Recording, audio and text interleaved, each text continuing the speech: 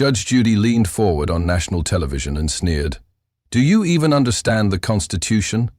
But Jasmine Crockett didn't flinch. She flipped a folder, cited case law, and made the courtroom legend blink in silence. It wasn't a meltdown. It was a masterclass. What happens when legacy meets lived experience and loses? Before we get to this explosive moment, tell us where you're watching from. And if you believe truth still matters, hit subscribe. We've got another jaw-dropping story coming tomorrow.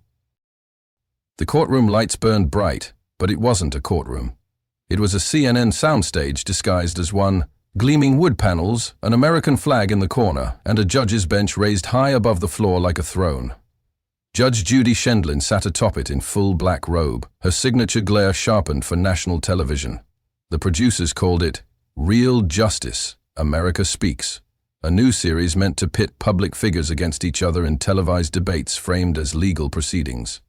But what was marketed as a conversation about justice had all the trappings of a televised ambush.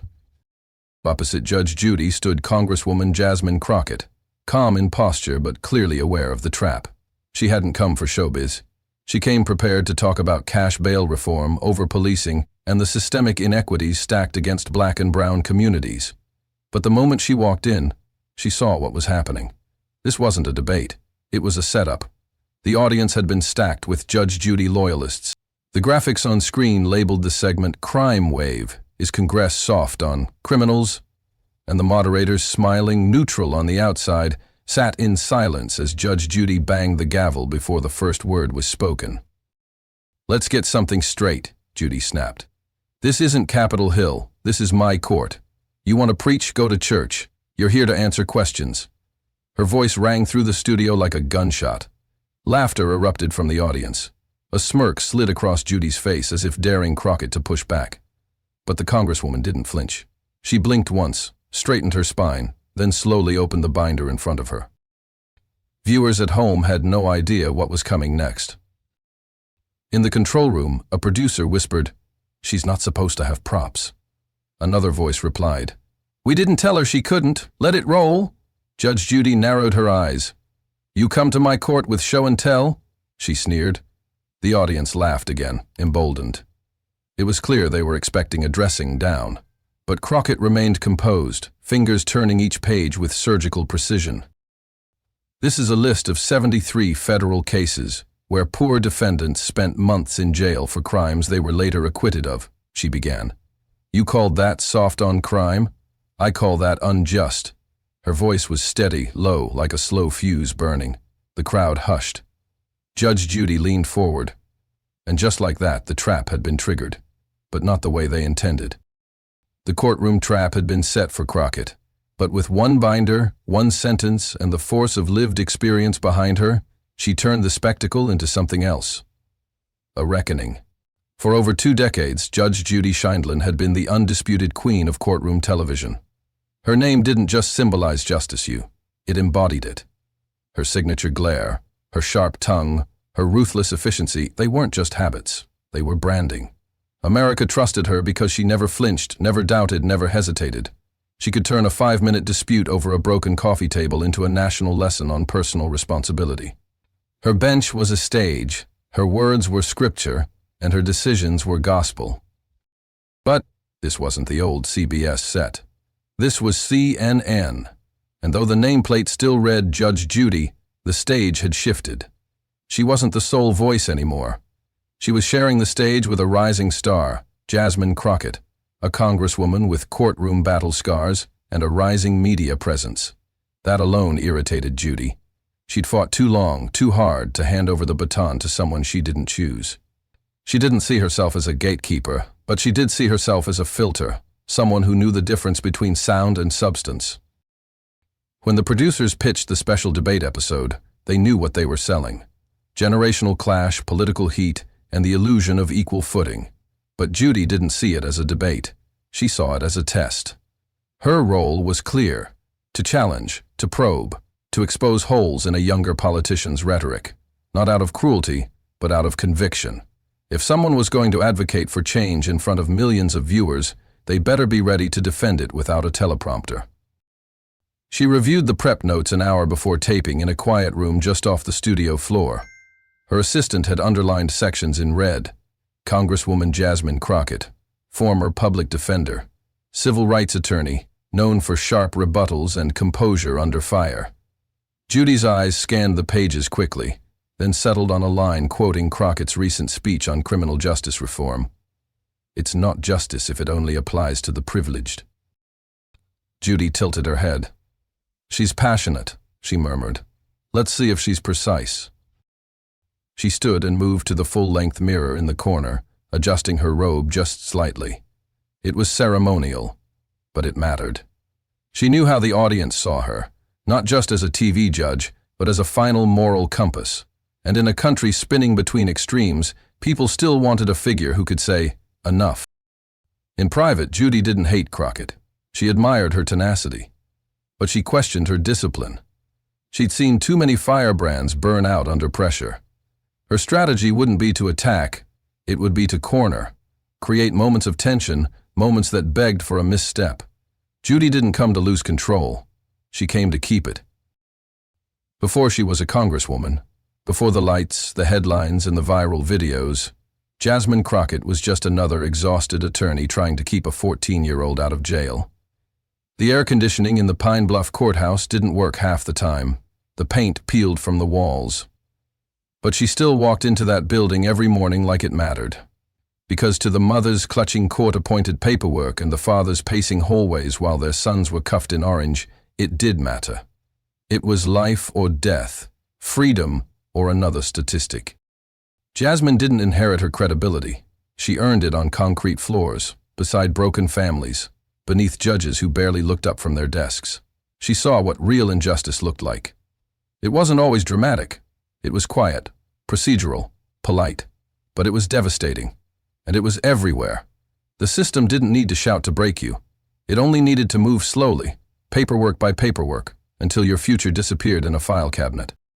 There was a night that still haunted her. A mother stood crying just outside the courtroom, her hand gripping Jasmine's sleeve. Her son, 12 years old, had just been denied bail after being mistaken for another boy during a no-knock raid. They shared a haircut and a hoodie. That's all it took. Jasmine didn't have the words that night. The judge had already ruled. The boy would spend 3 weeks in juvenile detention before the system admitted its mistake. Jasmine sat on the curb with that mother in the rain. No umbrella, no cameras, just silence. That moment never left her. Not because it was rare, but because it was common. Now, years later, she stood backstage under the blinding light of a CNN studio, a binder in her hands and calm in her bones. She wasn't nervous. She was prepared. People mistook her stillness for softness, her silence for surrender, but she knew the value of restraint. She didn't need to shout to be heard. She needed only the truth and the receipts to back it up. The producers had warned her that this wasn't going to be a traditional panel. Judge Judy would be blunt, and the audience might be hostile. Jasmine had smiled. "I've heard worse, and I've been laughed at before, just not by anyone I couldn't outlast." The binder in her hand held court transcripts, DOJ reports, and personal letters from families affected by pretrial incarceration. She knew Judy would press her. She knew the setup. But she didn't come to perform. She came to prove that truth doesn't need a podium. It needs a spine. The segment was only 10 minutes in when Judge Judy leaned forward, arms crossed over the bench, and delivered her first real jab. "Congresswoman," she said, using the title like a formality rather than respect. "The justice system isn't perfect, but it's fair. People break the law. That's why they're punished." Crockett didn't blink. She knew this moment would come. It always did, where systemic injustice was boiled down to a slogan. She tilted her head slightly, speaking not to defend herself, but to reframe the entire debate. "Some people break the law," she said quietly, "by simply existing in the wrong zip code." A low murmur moved through the audience. Judy smiled, like she had heard every idealistic critique over the years and was unimpressed by all of them. "I've seen every excuse in the book. I sat in real courtrooms before television ever paid my rent. I've dealt with con artists, predators, thieves. and more sob stories than you've had campaign fundraisers. And you want to tell me the system is targeting people unfairly? Crockett didn't change her posture. Her hands remained gently resting on the open binder in front of her. You've seen people come through your courtroom for a few minutes at a time, she replied evenly. I sat with mine through months of delays, through arraignments with no bail, public defenders with 10-minute prep, and judges too tired to care. That's not a sob story. That's a pattern. Judge Judy pushed her glasses up with a flash of impatience. Don't lecture me on patterns, Congresswoman. I've got decades of muscle memory. What I've seen is that actions have consequences. Exactly, Crockett said. And some actions are just being born in the wrong skin, in the wrong neighborhood, with the wrong name. The audience was silent. No shouting, no clapping, just tension, thick and real. Judy was known for silencing guests with one-liners and gavel cracks. But this wasn't reality TV. Crockett wasn't here for applause. She was here for the truth, and she had come armored with it. Judy leaned back, trying another tack. If you spent half as much time teaching personal responsibility as you do blaming the system, maybe the system would work better. Crockett didn't flinch. Justice isn't just about who's loudest. It's about who's present. For the people who can't afford a lawyer, who can't afford a second chance, and sometimes who can't even afford to breathe wrong in front of the wrong officer. The moderator tried to pivot, sensing the tension building too far. But Crockett raised one finger subtly, not to interrupt, just to anchor her final words. Respectfully, she said, voice steady and calm, respect doesn't mean silence. It means truth with a spine. The lights felt hotter now, but Jasmine wasn't sweating. She knew this segment was designed to provoke, and sure enough, Judy went for the cross-examiner's move next. Let me ask you something concrete, Judy said, voice sharp. You've said a lot about fairness and systems and patterns, but what's the one federal case, the one that proves your argument about injustice and surveillance?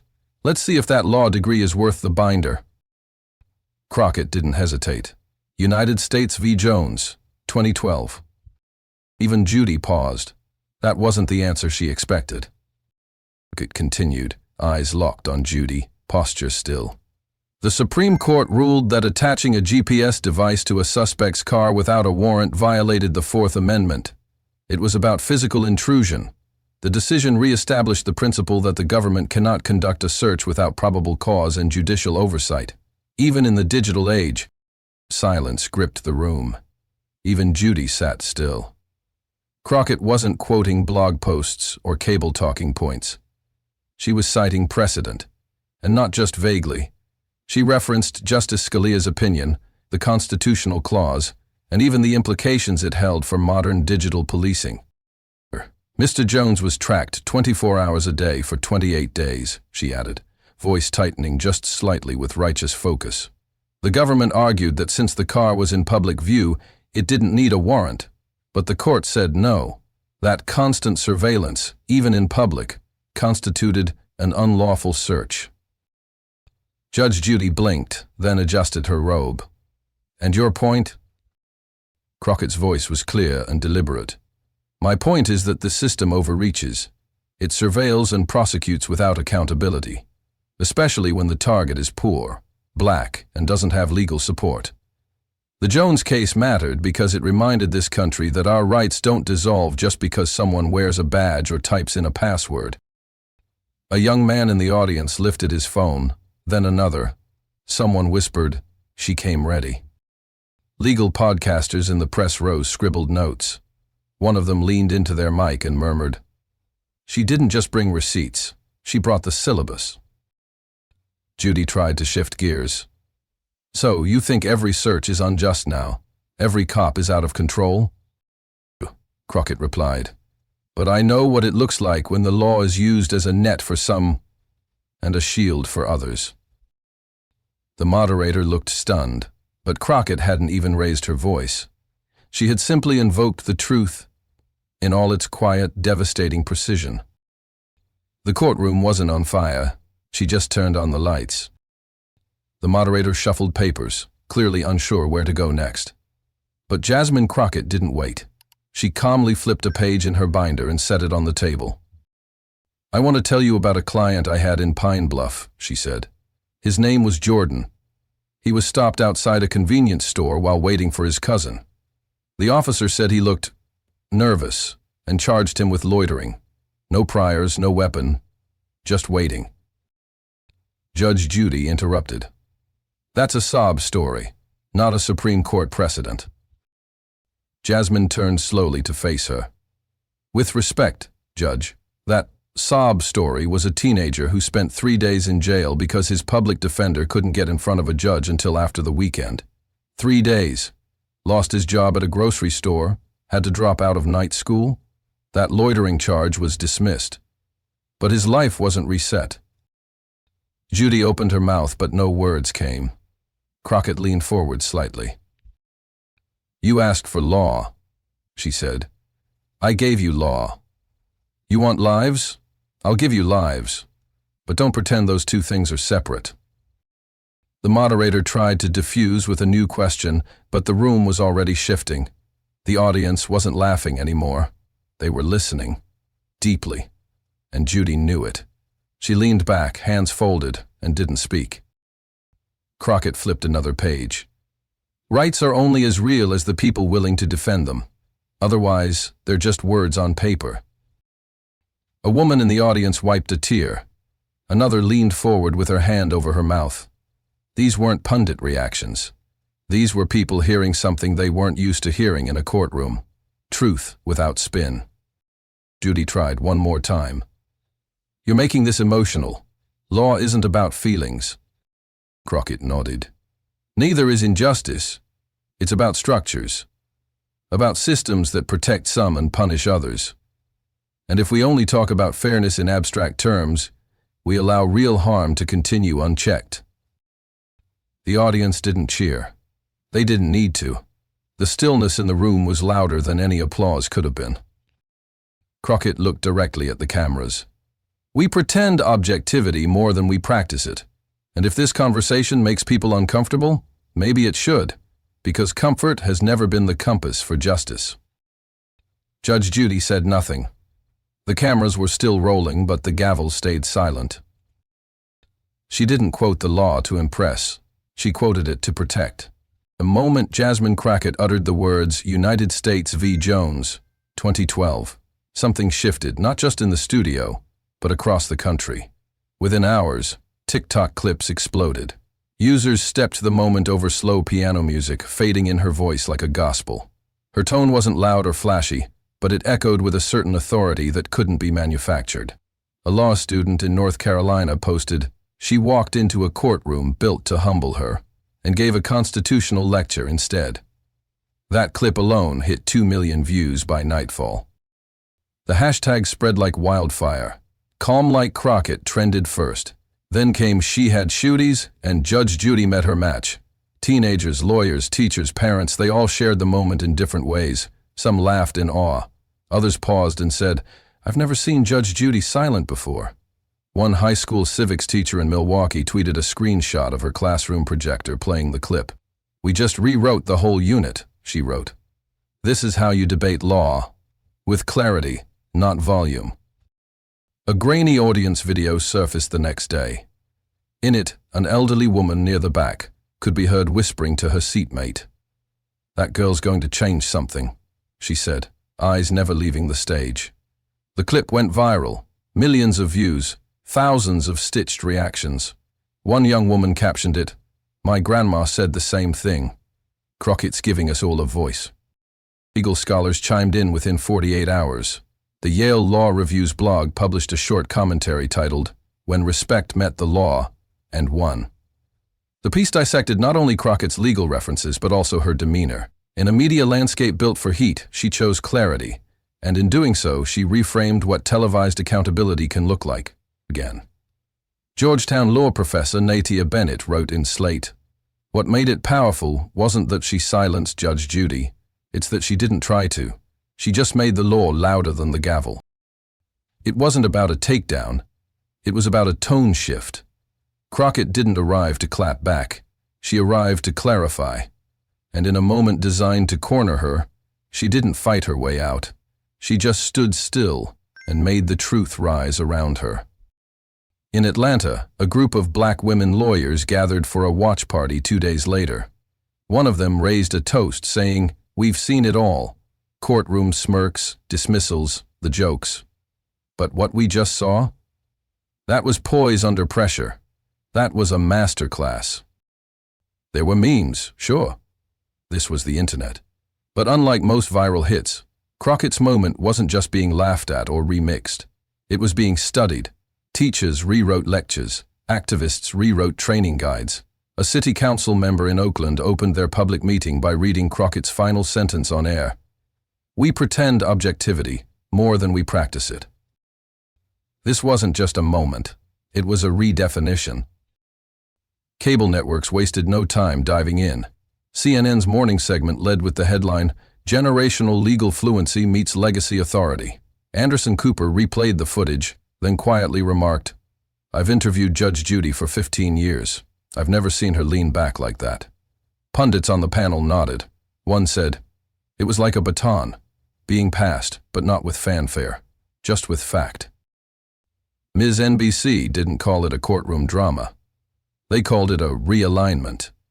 On the readout, Joy Reid opened with, "This wasn't a takedown. It was a turnover, a generational handoff wrapped in legal discipline. Jasmine Crockett didn't come to destroy. She came to redefine." Over on Fox News, the tone was different but telling. The five debated it fiercely.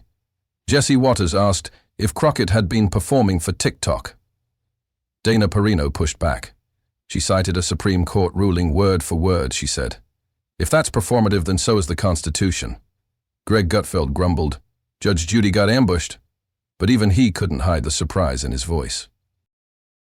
Newsweek ran a weekend feature with a stark headline, "The Courtroom is Evolving." The piece wasn't just about Crockett, it was about what she represented. Lawmakers who aren't just legislating but litigating in public. The article quoted Crockett's past as a public defender, her track record in Congress, and her refusal to let the moment become about her ego. What we saw, it concluded, was not a clash of titans. It was a moment of testimony. One from a woman who knows what the law does, not just what it says. Podcasts blew up. The Daily did an entire episode titled, "When the Binder Beat the Gavel." Crooked Media's legal show spent 40 minutes breaking down the constitutional implications of United States v. Jones and how Crockett had not only cited it, but translated it for a mainstream audience without losing its depth. "She's not just fluent in the law," one host said. "She's fluent in the room." Even Judge Judy, known for doubling down, didn't dodge the topic. A week later, she gave a radio interview on NPR. "She's sharp," she said simply, "and right. I disagree with some of her conclusions, but not her facts. That woman knows her stuff." The host asked if she felt she'd been upstaged. Judy chuckled. "I wasn't there to be staged or upstaged. I was there to challenge her." And she answered, "That's what court is supposed to be." The clip circulated everywhere. Some framed it as a concession, others as mutual respect. Either way, it confirmed something no headline could deny. Crockett didn't just win a debate, she changed the energy in the room. The New Yorker called it an intellectual judo throw, that one that used the force of legacy against itself, not to break it, but to bend it forward. A Washington Post columnist wrote, "It wasn't a passing of the torch, but it was a nod to the one holding it." No press release, no victory lap, just the slow, steady hum of a cultural reset. Jasmine Crockett didn't post about it. No tweet, no thread, no humble brag caption on Instagram. While hashtags kept trending and headlines kept echoing her voice, she was already in Houston, standing in a small community center for a town hall on rental assistance. No lights, no CNN cameras. Just folding chairs, handwritten signs taped to a wall, and parents juggling toddlers while waiting to ask about evictions and late fees.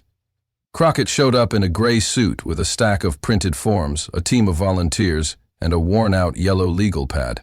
This was the part of politics she never stopped doing, the part that didn't trend. But her office inbox overflowed, hundreds of messages by the hour. One from a public school teacher in Pennsylvania read, "You reminded my students that law is not just theory, it's lived." Another from a father. "In Georgia, I've been in that courtroom too. Thank you for saying what I couldn't." College students sent emails. Law students quoted her on campus. Professors posted screenshots of her transcript on classroom slides. "The law is only as impartial as the people who enforce it," underneath it, someone had written. "This should be on every courthouse wall." Her staff quietly sorted through piles of physical letters as well. One envelope stood out. No return address, just a thick ivory card with initials in the corner. J.S. Inside was a handwritten note. The penmanship was sharp and elegant. "You didn't perform. You prepared. That's rare. Keep going. J.S." They debated whether it was real. Judy Scheindlin? Possibly. Possibly not. But the message said enough. Orders called. She declined interviews. Not out of defiance, but because the moment didn't belong to her. It belonged to the people who watched, who finally felt seen, who recognized their daily struggle in the voice of someone who never raised hers. In a world obsessed with reaction clips, Crockett gave no reaction, just presence. Her town hall ended with a mother hugging her tightly, whispering, "You gave us permission to believe again." Jasmine smiled, eyes heavy but proud. Not because she'd gone viral, but because the room in front of her wasn't made of pundits. It was made of people who still needed help. She closed her binder at the end of the night. Same one from the CNN set, same notes inside. But now, it held more than footnotes. It held a ripple. She didn't just stay calm, she stayed ready. Within weeks, the panel between Congresswoman Jasmine Crockett and Judge Judy had become more than a viral clip. It had entered academic curricula. Law schools from Harvard to Howard began using the televised exchange as a case study in first-year constitutional law seminars, not for its drama, but for its depth. The way Crockett cited United States v. Jones became a new standard in teaching how to translate precedent into public discourse. A visiting lecturer at NYU Law titled an entire module, "The Crockett Doctrine," explaining, "This is how you blend case law with clarity. It's not courtroom flair, it's constitutional fluency."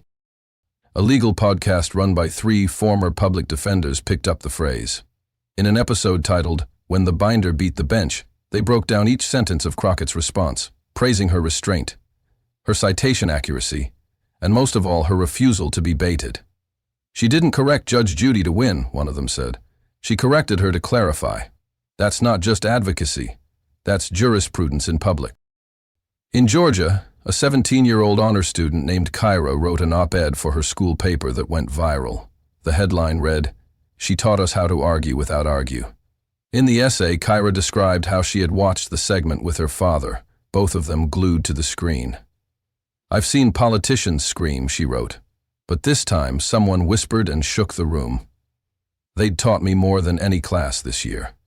The piece was shared by teachers, reposted by influencers, and cited in a Washington Post Sunday feature titled, "When Girls Saw Themselves in Grit." In black churches across the South, the moment found its way into sermons. Pastors invoked her now famous line on the Fourth Amendment. The law isn't just about what it protects, it's about who it protects. At a Baptist church in Jackson, Mississippi, Reverend Darnell Gibbs stood before his congregation, Bible in one hand and Crockett's quote in the other. She didn't bring rage. She brought receipts. And the Lord tells us, "Blessed are the peacemakers, for they shall call the system to account." Even in spaces that rarely intersect with politics, her presence rippled. High school debate coaches showed the segment to teams preparing for nationals. Civic clubs printed her transcript alongside the Bill of Rights. A TEDx talk in Austin titled "Quiet Power in Loud Times" used her exchange as its opening example. The speaker, a trauma therapist, pointed to Crockett and said, "She didn't match the energy in the room. She redefined it." Meanwhile, Judge Judy's legacy also evolved. Critics didn't cancel her. They studied her. Analysts began referring to the moment not as a defeat, but a reflection. A rare instance where generational command met constitutional clarity. She didn't lose her voice, one law professor said. She just heard a new one and let it speak. And in all of it, Crockett never went viral for the sake of virality. She never shouted, never grandstanded. She simply explained the law in a room built to dismiss her. Jasmine Crockett didn't trend, she taught.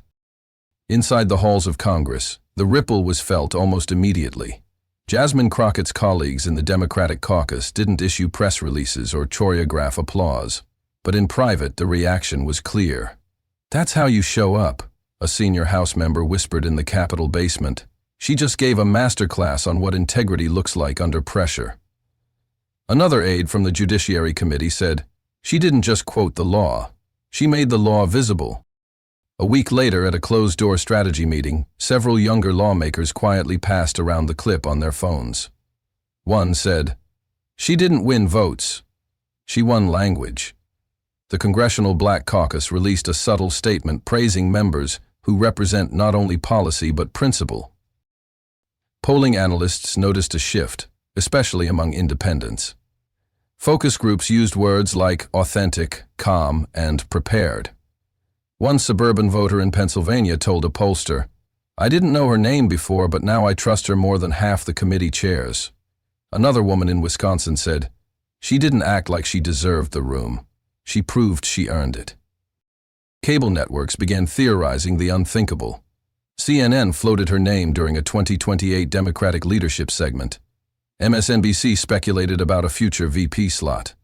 Fox hosts, while criticizing her tone, grudgingly admitted, "She's one to watch, and if you're not, you're behind." Politico ran a piece titled "The Binder Rebellion," outlining a scenario where Crockett might become a future attorney general under a progressive administration. And yet, none of it came from her. She didn't lean into the noise. No exploratory committees, no fundraising blitz, no branded merch. While others debated her trajectory, she was back in Texas, working on a housing reform bill with little press but heavy impact. Even as the noise rose, she stayed rooted. One journalist asked her at a local town hall, "Do you see yourself running nationally?" She smiled politely. "I see myself doing the work. If the work takes me somewhere, so be it. But I'm not campaigning. I'm communicating." It wasn't false modesty. It was her ethic. She believed public service meant more than proximity to power. It meant presence in people's lives. And every time someone tried to make her the next big thing, she redirected the spotlight back to the binder, back to the record, back to the case law that had carried her into that room in the first place. A GOP strategist admitted on Background, "We underestimated her. She's not loud. She's lethal. She doesn't swing wild. She goes straight for the blind spots." By the time the next election cycle began whispering its wins, Crockett's name appeared on internal memos and think tank shortlists. But the story wasn't about career ascent. It was about a shift, a reorientation in what leadership could look like when clarity replaced performance. She didn't dismantle a person. She shifted the paradigm. What happened on that CNN stage wasn't a viral takedown. It was a reset, a course correction in real time. Jasmine Crockett didn't come armed with catchphrases or sound bites. She didn't need a robe or a gavel.